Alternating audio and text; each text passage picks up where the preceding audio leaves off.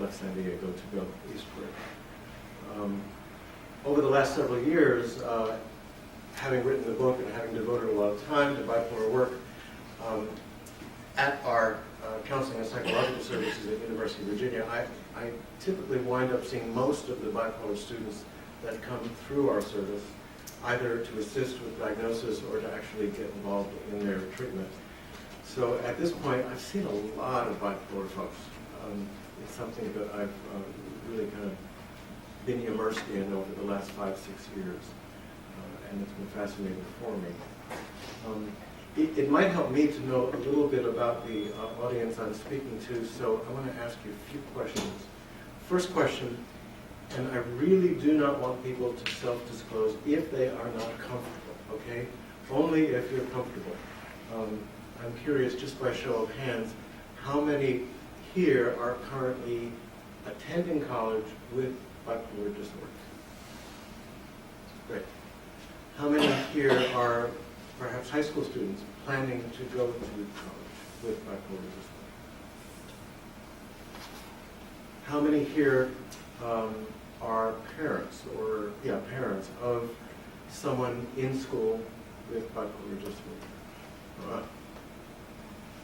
And how many are parents of someone who plans to be in school, let's say in another year or two, with bipolar disorder? Thank you. Helps me to get a sense of who I'm talking to. One of the things that college provides the 18-year-old or 19-year-old is the opportunity for a fresh start. Some of you may have fond memories of high school, but if truth be told, high school is a difficult time, Being 16, 17, it's not easy. And often there are aspects of high school that people think, God, I'm glad to be out of here. I want to go to college. I want to get away. I want to start something new, leave my baggage behind. And let's face it, if you're going to a school away from home, if you're not just going to a community college where you may know a lot of people, but if you're going away to school, it really is an opportunity for a fresh start. All kinds of new stuff coming your way, kind of a cornucopia of possibilities. And I think often there's the desire to leave diagnosis behind too. I want to go to college and I don't want to be bipolar. I don't want to have my day or my week or my month disrupted in the way that it is sometimes by mood. And that can be a very strong wish. And with that may even be a wish of, I don't need to take my medication. I really want to have a fresh start. I want to leave it behind. You don't get to do that. You don't get to leave it behind.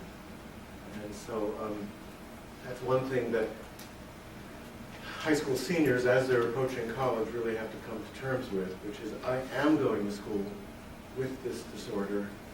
Now, you do have an opportunity, and that is an opportunity to take a fresh look at what are the requirements of managing my disorder successfully while at college. I know what I've done at home. I know how mom and dad have helped, or my friends, or my psychiatrist, psychotherapist. I know what all they've done, but now I'm starting afresh. And how do I need to approach that? And how do I need to approach that in a way that's going to ensure my enduring stability, or at least relative stability? And I'll mention right up front that one of the painful realities of bipolar disorder is that relapse is a reality you have to live with. It isn't like you get to get on the right medication and adjust your life and then go, okay, finally that's over, I can go ahead and live however I want because I'm fine now. Often that's not the case, and often you're always having to make adjustments and kind of keep yourself on track. So going to high school does present a new opportunity. Going to college does present a new opportunity to really look at what is my life going to require of me next.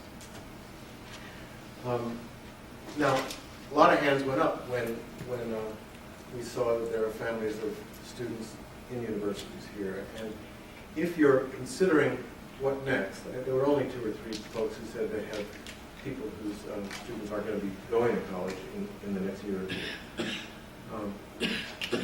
we send our son or daughter to a university within maybe an hour or two of home, so he or she can get home quickly? Or do we send him, to Montana or Mississippi or Virginia? In other words, how far away is the choice of the school, and is that good for someone versus being close to home and close to the family support system? I don't have a good answer there, because the answer entirely depends upon the student's maturity, how long they've lived with their disorder, how well they have done in managing their disorder, where they are on this rather large continuum of something called bipolar disorder. And let's face it, there are some folks who've got very mild cases of bipolar 2, and there are some people who really struggle with more acuity and are in and out of hospitals. And if your son or daughter is one of those individuals who's had a number of hospitalizations, then maybe you don't want him or her, 3 states away. You want them closer to the support net that's been in place and has assisted them. But if you've got 18 or 19-year-old who's fairly autonomous and fairly stable with their disorder, has been on meds for 2-3 years now and is doing well, and their ups and downs are well controlled, I see no problem with that student going away. It really is a matter of looking at his or her history of stability or lack thereof, and then saying, okay, what's going to work? What's going to work for him or her? Same question with regard to a large school or a small school, and there are pros and cons of both. At a small school, you're going to have a more supportive environment, and you'll probably have closer attention given to your son or daughter, right? That's the good news. The bad news is that smaller schools have less comprehensive resources, particularly in the mental health area, right? At a school like UVA, we're well endowed in terms of psychiatry and mental health resources. And even though we're jammed and I struggle to keep up with the number of students seeking our services, I think that relatively speaking we do well. There are a lot of schools where that's not the case. And if you're sending your son or daughter to a college that's got maybe 1,600 or 2,000, they may only have 1 or 2 counselors on staff. They may not have any psychiatric services available to students. And so, again, you have to ask yourself, not am I going to a big school or a small school, but am I going to a school that has adequate resources to be able to help my son and daughter kind of sustain through the school year? And if those resources are not within the school, because I'll simply share with you that it isn't like mental health services or student counseling services are overflowing with resources. We're strapped. At UVA, we see between 9 and 10% of the student body every year, right? And for a school our size at 21,000, that's absolutely in line with what you're going to see nationally. At your smaller colleges, your schools of 1,500, 3,000, 4,000, they will see up to 30% of the student body per year. Because it's a smaller school, students who are going to smaller schools, I think, are going to utilize student support services more than students who choose to go to a larger school, right? But the reality is that student counseling centers across the country barely can keep up with the demand. And so you may find that the counseling center itself is not well resourced, but at a place like San Diego, you don't have to go far to find a psychiatrist, right? Or a psychotherapist. There are many, many in town, and I think, let's say you're sending your son or daughter to one of the San Diego universities, you should really have no problem with setting up an adequate treatment team for him or her. If you're sending your son or daughter to a more rural school, that should be an important question. Where are we going to find resources if we need it? So that continues to be something you need to keep in mind, right? What will he or she need? Or for those of you currently in college, what do you need to be able to kind of successfully get through school? I also want to say that if you show up at the counseling center and they refer you out, particularly if they say relatively quickly, you've got bipolar, and that tends to be an ongoing, more chronic condition, and we just do short-term work at our counseling center, thus we are going to refer you out. please try not to take that as a rejection. It's just the reality of how many counseling centers need to operate in order to manage the large numbers of students coming to them. If they tie up a lot of their resources with long-term treatment, then they can't see enough students who are seeking help. Our mean number of sessions at UVA winds up being about 5 per student. But we also take a different approach in that we treat most of the bipolar students who want treatment in-house, with in-house psychiatric resources and with in-house student support group, because we've found over the years that I don't want to send these students out. I want to be able to kind of hold them more closely because they need closer monitoring, and if they're going to be able to remain in school successfully, I find you have to have a tighter support net with them. So we've made a choice at UVA. It's not a choice you're going to see nationally, although I'm beginning to see the trend change, partly as a result of some of the education I'm doing with my peers around the country. So, we can hope that continues, right? In terms of transitioning to a new environment, do you stay with your current provider or do you see someone new? Again, it goes to the same variables I was talking about a minute ago. If you're doing quite well, if your son or daughter is doing quite well and they have a strong relationship with their psychiatric provider, why change, right? But if they're going to the Northeast to go to school, even if they have a good relationship with their psychiatrist,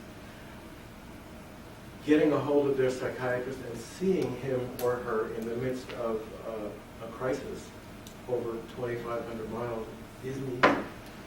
So again, it goes to the degree of instability or stability of the student, and what's the likelihood that they may need help, and what do you have in place? What do you want to have in place as a support network? If you're, let's say, you live here, and your son is going to UCLA, all right? So the daughter's going to UCLA, an hour and a half away, 2 hours away. I don't know that you need to shift or change providers. If your son or daughter is going to UVA, you don't stay with their San Diego providers. You get good folks in Charlottesville, Virginia. Right? For those of you who are going to school, or going to school in the future, get your treatment records to the counseling center. You don't know when it is you may need help. You may have a fine time through your first year or second year. You may not. But you probably can assume that somewhere over the next 2, 3, 4 years, you might want to utilize resources within the school's location, right? And so it isn't a bad idea to have your records transferred even before you arrive, so they have them on file. And if you're going to see someone in the community as opposed to the school counseling center, once you identify who that person is, you have your records transferred to him or her. Another thing to keep in mind is your records are yours. And during your late teens and early 20s, you're going to have a mobile lifestyle. You're going to be moving around, changing locations, going to new jobs, etc. Get copies of your records. Keep a notebook so you've got it. And so when you go to another location, you can bring it with you. And if you see a new psychiatrist, you can go, here, this is what my providers have done with me over the last 3 or 4 years' time. All right, let's talk about the pitfalls of university life, because, geez, it's hard. Going to university with bipolar is hard. Now, if bipolar disorder didn't emerge until age 42, age 43, it would be so much easier to treat. Because the kinds of lifestyle modifications that really are most healthy for the individual with bipolar disorder are things like good, solid sleep, regular 7, 8, 9 hours per night with regular structured sleep, going to bed at the same time each night, waking up at about the same time each morning, even on weekends. Right? Staying away from psychoactive substances, living a fairly structured life, having routines, having good medication compliance, having a strong support system,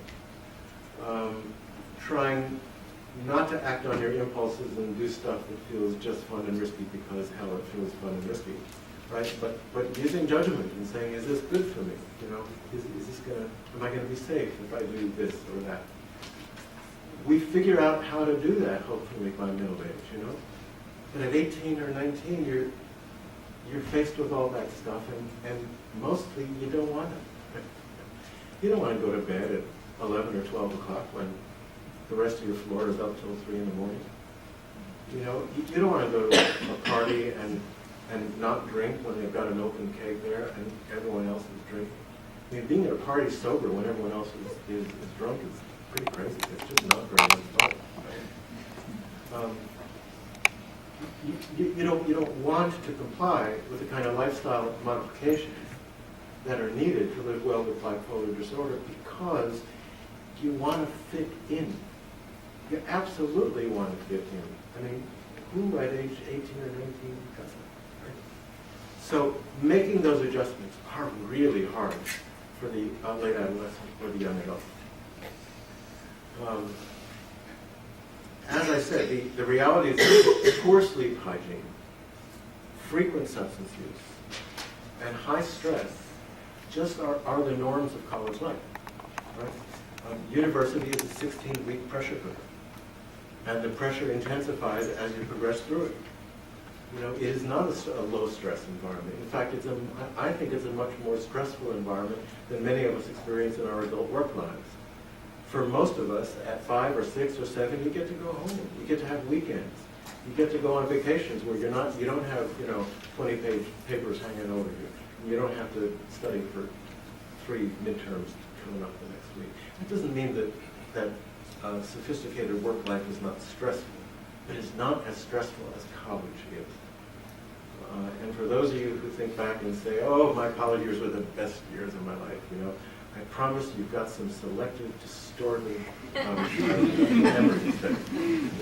They're not the best years. They're challenging, complex years, exciting times. It's not easy by any means. So, for the student to figure out how do they not drink or get high, how do they maintain sleep hygiene, and how do they develop good stress management strategies? There's something they got to do first, because it isn't a matter of just picking up the manual and reading step A, B, C, D. If it were that easy, you probably all wouldn't be here, right? They've got to come to terms with the reality that they've got this thing called bipolar disorder. And it's not an easy thing to wrap their minds around at age 19 or 20, because it indeed may be with them for much of their life. And it may affect the future trajectory of their life in many, many ways, much of which is still unknown to them and to you. It's kind of a story waiting to unfold. So I think before they get good with lifestyle modification, they've got to begin to accept diagnosis. And that's not easy. It's not something that will happen in a week or a month. It's something that's going to take them time. And I'd say that for you as parents, you're faced with the same challenge. I was talking with some folks just before we began, and they said, yes, our son was just recently diagnosed. You know, when your son is 13, 14, 17, whatever, and you're imagining their future, and they don't yet, or they've not yet manifested symptoms of bipolar disorder, you've got the same hopes and dreams that they, well, maybe not the same, but you've got your own hopes and dreams, right, for their future. And bipolar isn't part of it. And then, bam, a first episode occurs. You get a call from the hospital emergency room, or a dean, or whomever, and you learn that your son or daughter has just had a manic episode. And if indeed it's true bipolar disorder and not something else, it's probably not the first time they're going to be there. And how do you adjust to that? You'd be surprised a number of times we'll see a student who's diagnosed through our service with bipolar disorder, and then we're on the phone with the parents, and the parents are saying, he is not. He just had a stressful semester. Or he just used the wrong drugs, and that happened because of those drugs. This isn't bipolar disorder, and they'll be adamant about it. Now, I get it because they don't want to let that in. It's too painful to let it in. So this is where psychotherapy becomes really important, not just for your son or daughter, but for you too. All right? So I really encourage you, if you're in the early phases of adjusting to this diagnosis with a close family member, seeking out a good therapist, just to be able to talk about it, and just to be able to begin to shift expectations and face that loss of the ideal self. All right? What do you think of journaling? Yes, absolutely. What do you think of journaling? Sure, it can be very helpful. I mean, anything that kind of increases self-reflection, right? But I just referred to this notion of the loss of the ideal self. Again, if you think of being 18, 19, it's times of hopes, it's a time of dreams, aspirations, fantasies of what your life will be. And if you've not yet been affected by the bipolar disorder, those fantasies and dreams kind of have their own particular shape and form. And then the disorder comes along, and those hopes and fantasies, they're not going to be real anymore. Doesn't mean you've got to set them entirely aside, but most likely life's going to become a different self. And that ideal that you were hoping for and striving for is going to have to become a new ideal with some reality incorporated into it. And so kind of beginning to shape this new self with this new identity and beginning to figure out how do you incorporate this into your life? Or how does your son or daughter incorporate it into their life? That's the challenge. Joseph Campbell, 20th century philosopher, he's got a lot of great quotes. This is one of my favorite. We must let go of the life we've planned so as to accept the one that's waiting for us. I mean, when I look at my life now at 62, is this the life I planned? No. I had polio when I was a kid.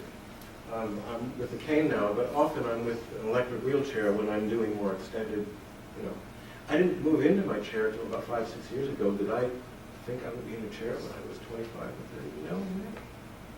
We don't get to live the life we plan. Life comes at us in its own unique shape and form. We've got to learn to roll with it, and that's no different with bipolar disorder. There's a concept in the research literature that you'll see referred to as the Kindling effect. The Kindling effect actually had to do with research into seizure disorders.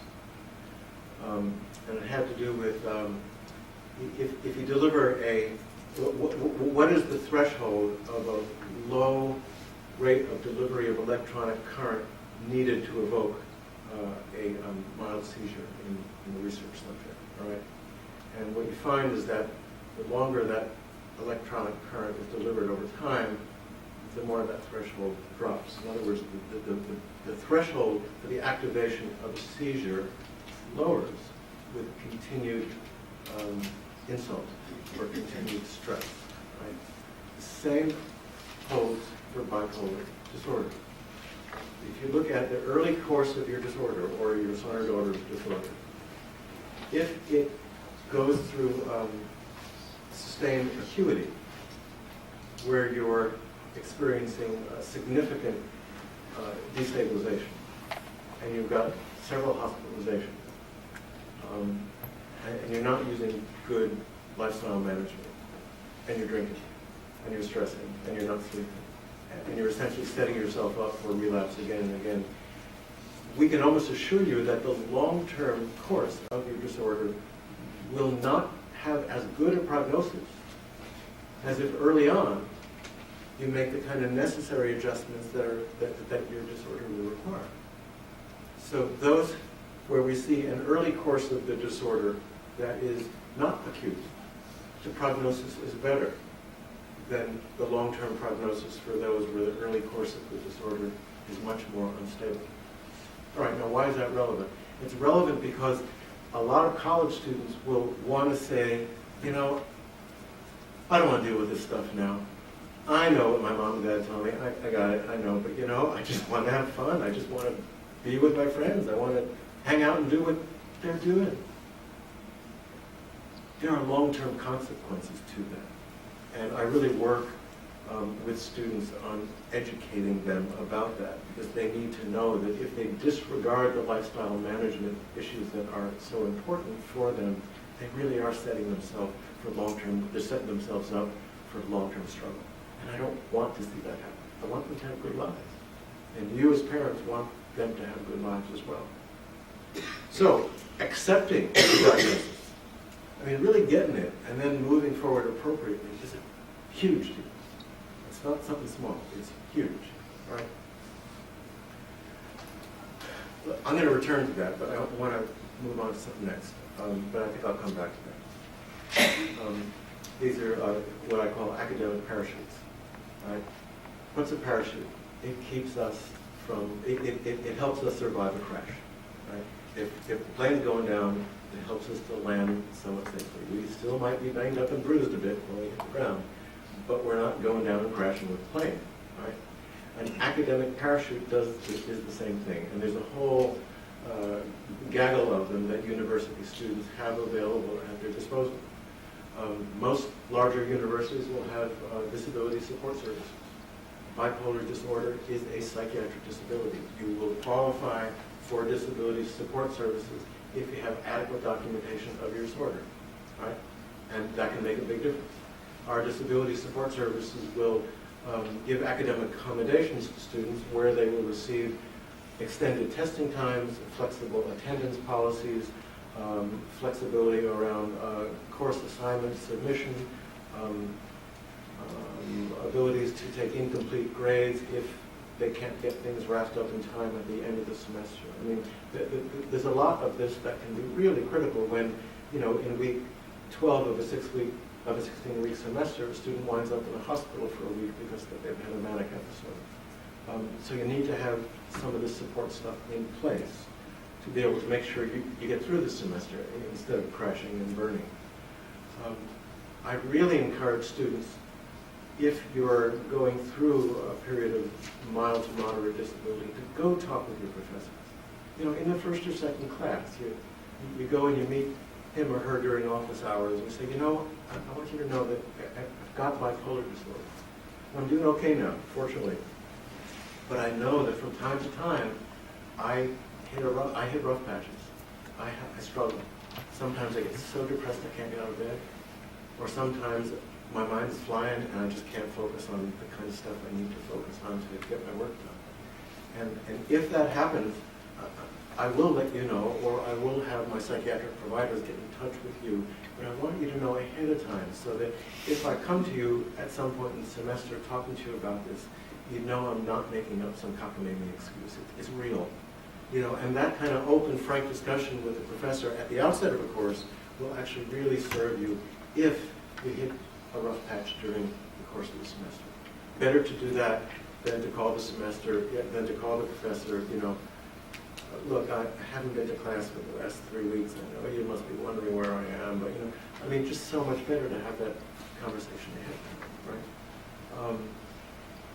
Schools usually have availability of late course drops if they're medically necessary. I think the best example would be, let's say you're taking a dance course and you break your leg. It's reasonable to be able to get out of that course, right? Sometimes when your mind has a cast on it because there's part of it that's not working well, you need to be able to alleviate yourself of the stress of calculus. So you get out of your calculus course, right? These things are doable. And you need to be able to communicate with your academic deans to assist you with some of those requests. Now, it's easy for me to kind of share these pieces of advice, and those of you who aren't students can sit there and go, oh yeah, that sounds reasonable. But for the first or second year student who doesn't want to be bipolar, who doesn't want to own it, or certainly doesn't want to share it with anyone, going to a professor or going to an academic dean and having these conversations is really tough. And so please know that it may take a student a while to begin to get used to this sufficiently that they can begin to talk with others about it. And I know you're going to be sitting at home and saying, you know, darling, you got to speak with your professor. Please, please. It's important. I will, Mom. Yeah, I will. And they don't. And you just have to understand that they may have to struggle through that for a while, right? You need help for your helplessness as parents, because you're sitting and your son or daughter are a couple of 100 miles away or further. You have a cell phone connection, and maybe you see them every couple of months, maybe longer if they're further away, right? You're not there anymore to kind of help them through the day-to-day struggles. And if they're bipolar and really struggling, God, your helplessness is profound. It's the last thing you want to feel is, I can't help my son or daughter, but you're faced with it, and you don't have much choice. And I promise you that intensifying the urgency of your calls and the frequency of your calls and driving to campus every weekend and trying to be there for him or her all the time will only push him or her away. These are folks who are struggling to grab onto their own independence and their autonomy. And so too much mom and dad may result in the son or daughter going, you know, bug out, leave me alone. So you have to be there and be available, but you can't push. And if your son or daughter is doing this, then you may simply have to go through the painful experience of watching them relapse and watching them crash and burn once or twice before they finally say, you know, I guess I have to deal with this. Here I am back in the hospital for a second time. I can't continue to ignore this. But until they come to that, then your admonitions or your cautions or your urgency may not get through. And if it doesn't get through, you're faced with your own helplessness. And so what do? You've got to find peer support. And I imagine that's one of the things your organization is really doing a fine job of, is finding opportunities for people to come together. And it isn't just those of you who are bipolar, but those of you who are dealing with family members who are bipolar, and thus experiencing your limitations in terms of what you can or cannot do with them.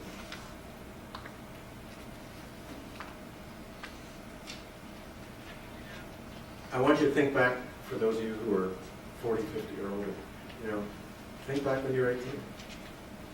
And think back on mom and dad trying to help, and your own desire to go, Mom, Dad, just let me do it myself. It's useful to keep that stuff in mind when you're a parent yourself and you're wanting to reach out.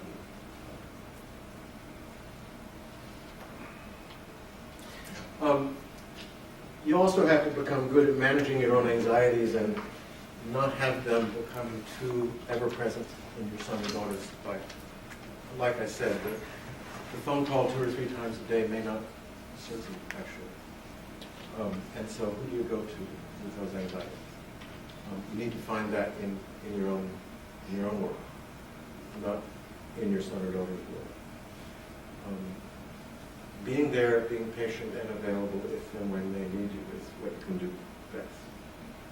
And also trust that the mental health providers that your son or daughter has found will do the work necessary to help him or her through their difficulties. So, all right, that's about it. Thank you.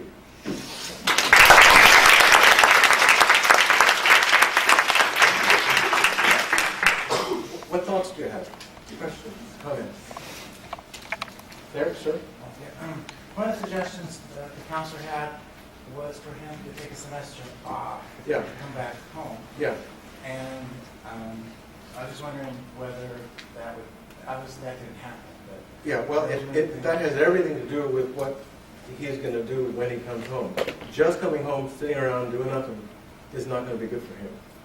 But coming home, engaging in activities that require a degree of consistency and responsibility, maybe taking a course at community college or 2 or 3, maybe taking a part-time job, or volunteering, or doing other things that require a routine, but having kind of closer support while they're adjusting to whatever they're adjusting to may be helpful, right? I'm not saying it's necessary for every student when they initially encounter bipolar, but sometimes it would be helpful. And that just has everything to do with the acuity of what they're going through and the strength of the support systems that they have at home. Nan, you had a question? Yeah, my daughter was thrown out of school when she had a psychotic Yeah. episode. The dean said she could not come back, nor could she transfer to another school and have the records go with her unless she went on medication and wrote a letter to them. Is that legal for them to withhold her records? Not that I'm aware of, and we would never do that at University of Virginia. I'm not sure. It's a city college here. I don't get it. I don't get it. And you know, we can't require medication treatment. We can require stability. And we can say to a student, if you are unstable and disruptive to the community, you're out. Now, from our experience with you over the last 2 or 3 years, what we've seen is that when you become non-compliant with medication, you become unstable and disruptive to our community, and we strongly urge you to be on medication. But legally, you can't require someone to take medication. You can require them to remain stable such that they're not disruptive to the university environment. But it's their body, and they get a choice. They have choices as to what they put in it or not. So I'm not sure why they're making that decision. Probably ignorance.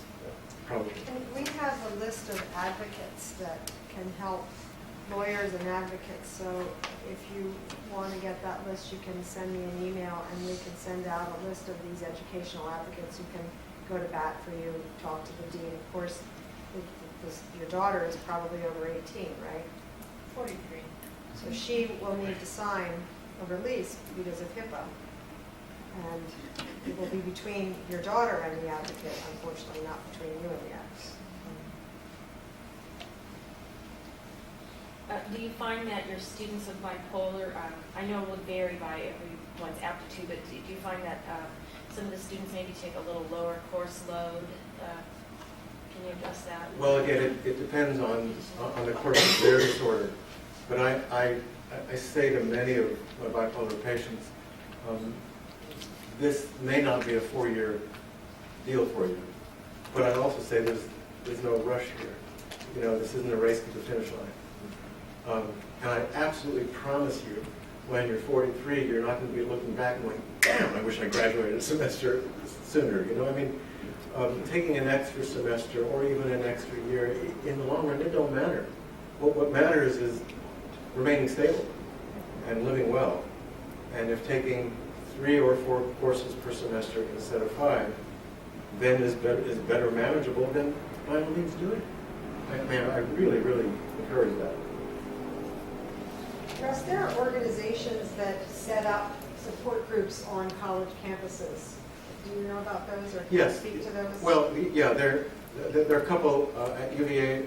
We just have an organization that's begun called Active Minds, although that's very active nationally. There's another organization called To Write Love on Her Arms, which is an odd name, but it really has to do with some of the distress that folks with mental disorders have. We had an independent organization several years ago called Students for Mental Health Awareness. It isn't a national organization, some students put it together. Are there other ones that you think of? I was thinking of Active Minds, and if Right. you could go online and look and see if your particular school has one, and if not, you can ask the people to set Right. one up at your school. Now, one of the most successful things I've done in the last 4 or 5 years has been to put together a kind of integrated bipolar treatment program at UVA, where we organize much of our treatment around a bipolar student support group. This year we've had probably about 11 students in it. And that's not to say we only have 11 bipolar students, but we have 11 students who've chosen to be involved. Do I have 11 every week? No, I may have 6, 7, 8. I rarely have 11. But what I see in terms of the way in which this group benefits these students, all right, if you're bipolar and you're at a university, you're probably looking at a prevalence of less than 1% of your other students, right? At UVA, because of the very high entrance requirements, we're probably closer to 0.3%, 0.4% at that. UCSD, probably very similar, 0.3%, although because of the size of their Asian population, it's even lower because there's lower prevalence of bipolar disorder in some of the Asian cultures. Why? I don't have a good answer, but that is the case. So if you're a student with bipolar disorder and you say to a roommate or you say to a friend, yeah, I've got bipolar disorder, it isn't like they're going to go, oh yeah, me too. Unless you're just very fortunate to happen upon someone else who is. In other words, you're going to feel fairly alone because other students are not going to share your struggles or the requirements of your own lifestyle. So we get these students together on a regular basis. Most universities say, you want to refer bipolar students out because that's long-term treatment. We don't want to utilize too many resources. We don't have our students in individual therapy. If they need individual therapy for a comorbid condition, we refer them out. But if they're bipolar, I find that having them in an ongoing weekly student support group led by me, and I'm fortunate in that I also have a psychiatric nurse practitioner who co-leads the group with me. So if we need to do medication adjustments, we can do them on the spot. Or we can easily speak with a psychiatric provider right after the group and say, we saw Susan today and she's really destabilized and I think we need to up her this or that or whatever. But we have that kind of connectivity within our service. This year we got through the whole year without having one medical withdrawal of one of our bipolar students. And I can tell you that's really unusual. But this support group has been so effective because the students get to be with other students where they share group norms, they share standards, they share the same struggles. Instead of belonging to their fraternity that's getting drunk 5 or 6 nights a week, yes, they may be in a frat, but they also have a place they go where everyone in the group says, yeah, I've done drug and alcohol too much and it's not good for me and I really learned my lesson. We have a couple of students in the support group who are 30, 32. They're graduate students, they're PhD students. One of them is a PhD, MD student. They are mentors for the 18, 19-year-olds who have just come in first or second year. And the first or second year can look at these young adults who have lived with their disorder for 10 years or so and look at what they've learned over that period of time. And hear the messages from these older students, and I absolutely assure you that the communication they have with each other and the advice they give each other is 20 times more powerful than anything that I may say, even though I have a fair amount of expertise in this, right? Because I'm an adult, and I'm not bipolar, right? But you get their peers saying, you got to stop drinking, because if you don't, you're going to wind up in the hospital just like I was. That has a lot of potency. So I've been doing a lot of education nationally about having universities put together bipolar student support groups that are professionally led and are connected to their psychiatric service delivery, because that kind of wraparound treatment I found makes a world of difference. And what I say to students in the support group is, while I'm not going to see you as an ongoing patient in weekly psychotherapy, for 2-3 years, I will see any of you for 3, 4, 5, 8 sessions if and when you become destabilized and you feel like you need some help. So I'm intermittently working individually with the students on an as-needed basis. And there are some of the students I've had in my group now. I can think of a couple who have actually been in the group for 3 years now. And every now and then they'll drop in to see me for 2 or 3 sessions and they'll say, that's good, that's fine, that was helpful. And then they'll go back to their weekly attendance at the group. It's been an amazing resource. And if you've got students at a university and you want to have a conversation with that counseling center director and encourage them in that direction, I really encourage you to do it. Although I'm really active with the National Directors Organization, and most of them know of the work I've been doing, and I'm beginning to see more and more university bipolar support groups coming into existence because it matters so much to those students. If a student in high school has a diagnosis, will that diagnosis then follow them to college in some way, such as in an IEP or anything of that nature? It can. And if it, well, if it does and it affects anything pertaining to their admission, it's a violation of the ADA Act, Americans with Disabilities Act. Universities can't discriminate based on disability. Right? Now, if it follows them to college because it's a diagnosis that you want the counseling center to have, fine.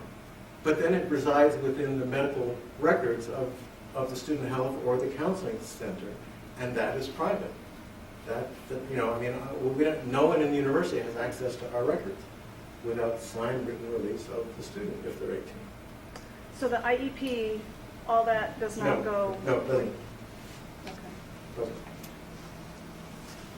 Hi, you were talking about how important the acceptance is. Yeah. So I have a niece who, I'm basically her mom, and she has withdrawn twice from college for 2 quarters. She goes back. So the fall is the bad period. And the original diagnosis is bipolar 2, but she came down to live with us. Here, the psychiatrist didn't want to call it that because her sister's bipolar and so is her father, and she hates them. And so how does she accept something? She's on medication, she's doing everything right, but she's not calling it bipolar. So I don't quite get the rationale. okay. I mean, I hear the dilemma you're presenting. Yeah. I'm not sure that I would say to a patient, well, all right, we don't, well, wait a minute. Her psychiatrist basically said we don't need to label it. Let me back off. Okay.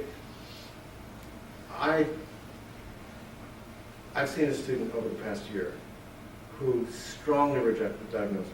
They did not want to be bipolar. So, all right, let's not call this bipolar.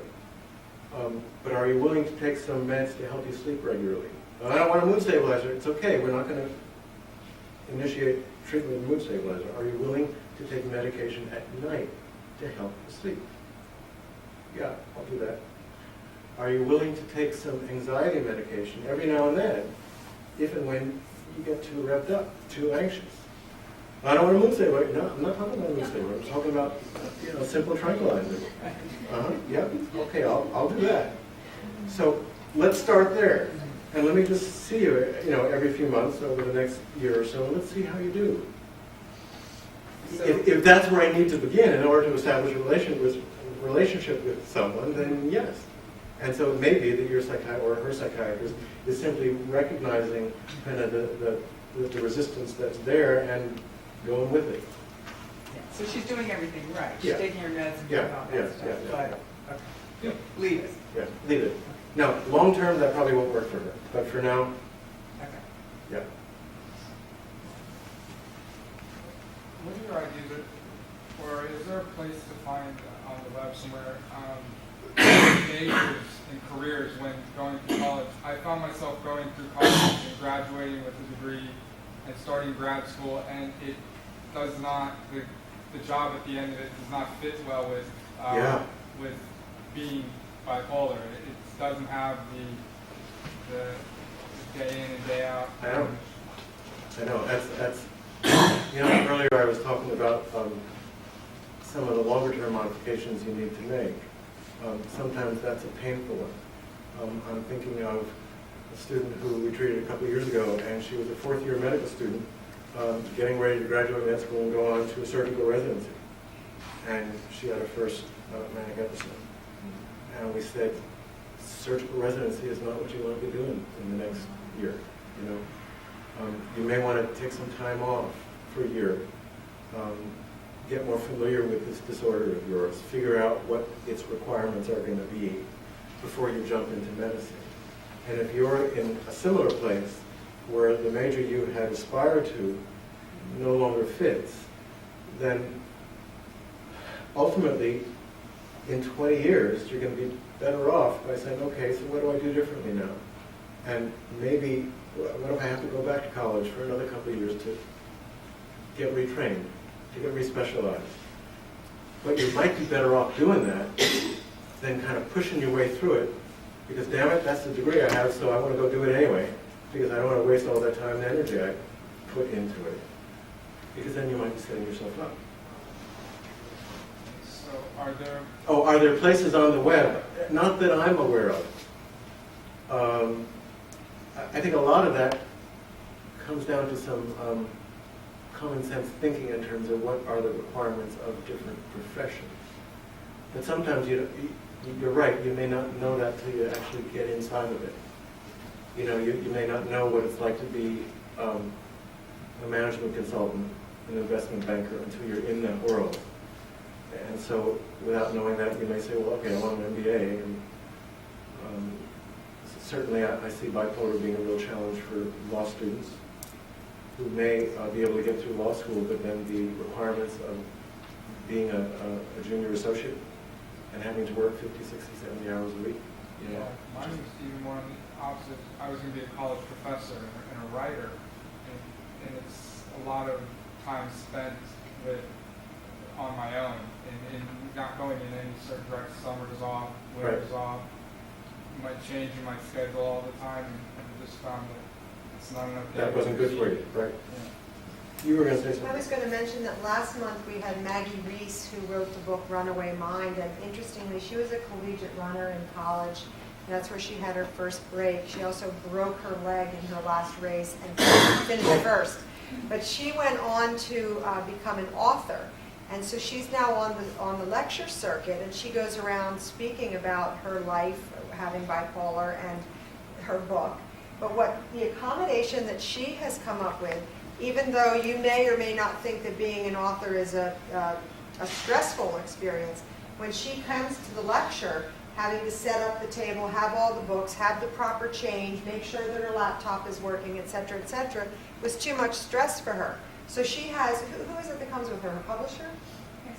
Her assistant comes with her, does all that for her so that Maggie just can bop in at the last minute of the lecture, give the 35, 45-minute lecture, sign the books, and leave. So there are additional accommodations that you can make for various types of professions to make it a less stressful profession for you. But I hear your dilemma, and I know that the solution you need is not a simple one. You got to do a lot of hard thinking about how do I structure my life so that it works for me.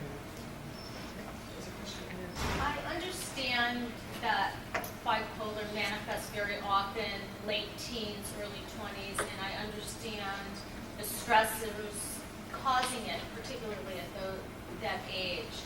It seems like it is so widespread now. And do you notice that over the last, say, 10 years, it has become more prevalent? And if so, why do you think? Yes, and no. Well, here, let me answer. Yes, it is becoming more prevalent. Now, partly it's because people are becoming better at spotting it. And so, you know, Robert Post, very well-known psychiatric researcher, has a lot of longitudinal data that shows that typical length of time for accurate diagnosis is 10 years. 10 years. So think of how many times that individual has gone to mental health practitioners who have not accurately seen and identified the symptoms and rendered the accurate diagnosis. But I think that what we're seeing is that there's better education today. And so primary care providers, psychiatrists, psychologists, social workers, and everyone who are now kind of first point contacts for individuals with bipolar disorder, I think are more attuned to it. So some of that has to do with simply better diagnosis. Some of it has to do with the unfortunate insurance game. If you've got a choice between labeling someone who has a very unstable life and who may have a personality disorder, but who also may be bipolar, you have a choice between providing the diagnosis of borderline personality disorder or bipolar disorder, or bipolar 2 disorder, or bipolar 1 either, right? Insurance is going to cover the bipolar disorder for long-term psychotherapy and psychopharm management insurance is not going to cover long-term treatment of a personality disorder because it's not considered to be medically based or biologically based. So some of the increase of diagnosis actually has to do with the convenience of getting insurance reimbursement, and that's really unfortunate. But I think that's part of how the system is working. Any other thoughts about why we're seeing more? All right, maybe move on to another question. There was a question over here I was missing. Where was it? Okay. I have a son with bipolar who's 22 right now, and his disease started right at freshman year. Right, Very high achiever, very high achieving school, right, merit scholar, etc. right. Whole 9 yards. Right, Whole 9 yards. And difficult to accept the disease initially. He's been crashing and burning a few times, has some stability now, but still has difficulty with once the stress of, finals comes and just putting it all together at the end and triggers his disease. right. And I ask myself, as a parent, is this the right place for him at this point? I mean, college is stressful, as you said. And yet, he couldn't go out there and have a steady job because that was too stressful. Right. And college isn't exactly an inexpensive proposition. No. And as I look at, choices, I'm conflicted, as a parent. Do I encourage him still to stay in an environment that is stressful at times, many times? What does he want? Triggers the disease. What does he want? There are times he wants it, and there are times he throws his hands up in the air. What does he want more? To stay in it, to have a social environment. Right. Although at times that's difficult too, Right. because the disease is Right. in him. Right. He was a scholar athlete. Right. He was king of the hill. Right.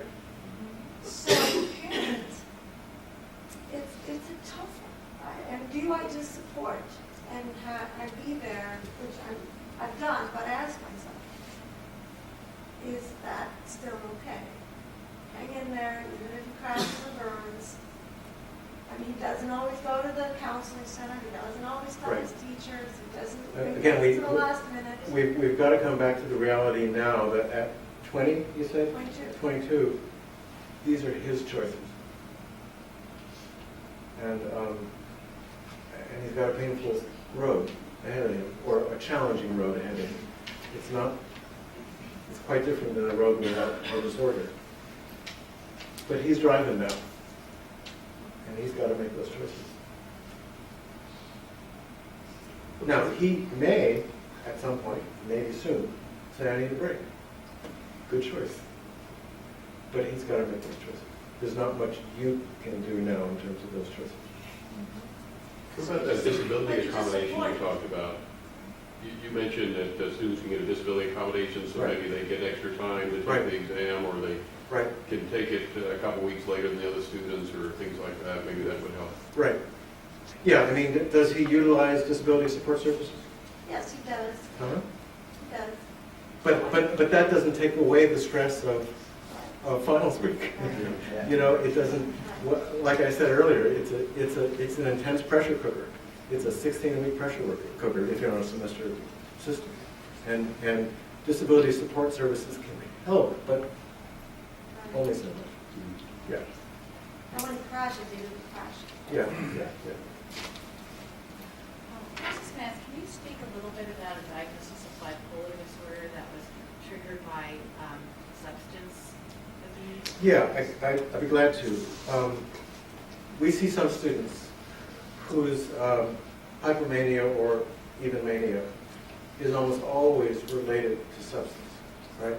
Now, it doesn't mean we don't call it bipolar disorder, but some of what your outcome studies are showing is that those folks, if they can stay away from the precipitants of their instability, if they can stay away from the drugs or the alcohol, they've got probably a stronger prognosis longer term than those individuals where the onset of the unstable symptoms will come independent of substance use or independent of environmental stressors, right?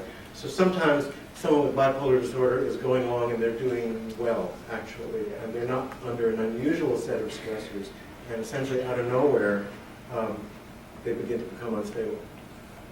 Where you see patterns like that that are recurring, the course of that disorder is a more difficult one than those where you always see situational links to the onset.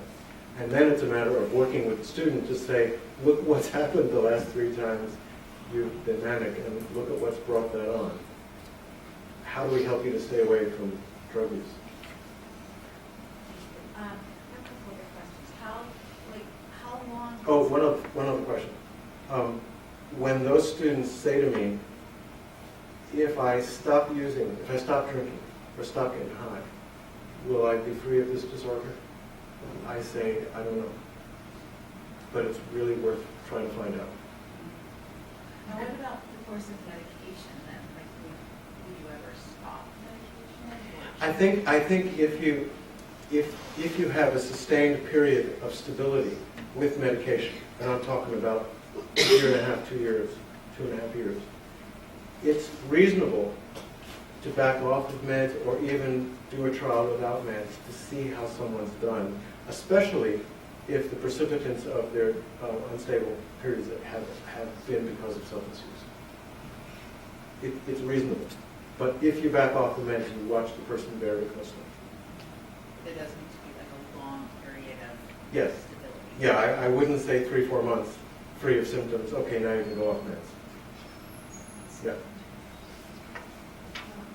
Along those same lines, when you refer to substances, are you referring just to what type of substances are you referring to? Well, you're In our case, our son was taking medication for the pain management, for his injuries and. yeah, that can be difficult too, because your narcotic pain medications are disinhibitors, and you don't want to add too much disinhibition when the nature of the disorder itself has to do with disinhibition. Now, if you're just talking about 1 or 2 weeks of medicine, let's say post-surgery, that's different. But long-term use of opiates can be difficult. Oncology is what we see most commonly in terms of substances is cannabis, right, and alcohol, of course. But yeah, opiates probably are not a good thing to put in add to that. What? Nortriptyline is an old SSRI. I mean, it's an old tricyclic antidepressant. I think if they've got a mood stabilizer in addition to the nortriptyline, and if they're monitored closely, Well, he's not on it now. it's what precipitates. Well, you know, antidepressant use with bipolar disorder isn't a great idea.